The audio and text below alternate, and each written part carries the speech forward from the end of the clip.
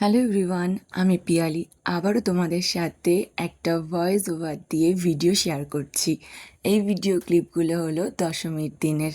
তো বুঝতেই পারছো, বাঙালির সব থেকে বড় উৎসব হলো দুর্গাপুজো, আর সেদিন প্রত্যেকটা বাড়িতেই কিন্তু অনেক আত্মীয় স্বজন আসে, আনন্দ ফুর্তিতে মেতে ওঠে সবাই।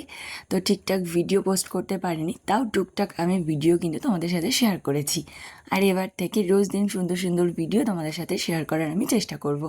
তো বাঙালির বাড়িতে পুজো হচ্ছে আর একটু ভালো মন্দ খাওয়া দাওয়া হবে না, এটা তো হয় না। আর পুজোর মধ্যে প্রায় দিনই একবেলা করেই রান্না করতাম, মানে সকালবেলার টিফিনটা আর হলো রাত্রে দুপুরে এই সময়গুলোতে তো বাইরে খাওয়া দাওয়া হয়েই থাকে। তো সেই মতোই ভেবেছিলাম দশমীর দিন একটু নিজে হাতে রান্না করে বাড়িতে সবাই মিলে একসাথে মজা করে খাওয়া যাক।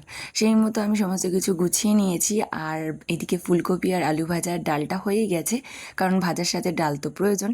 আর এখন আমি মাটন রান্না করছি, আর এই মাটনটা কিন্তু আমি নিজস্ব স্টাইলে রান্না করেছি। তোমরা চাইলে কমেন্টে জানিও, আমি রেসিপি অবশ্যই শেয়ার করব। এবার রান্না বান্না কমপ্লিট করে দুপুরের খাবারের থালাটা গুছিয়ে নিয়েছি, আর আজ তবে আসি, টাটা, আবার গল্প হবে অন্য কোনো ভিডিওতে।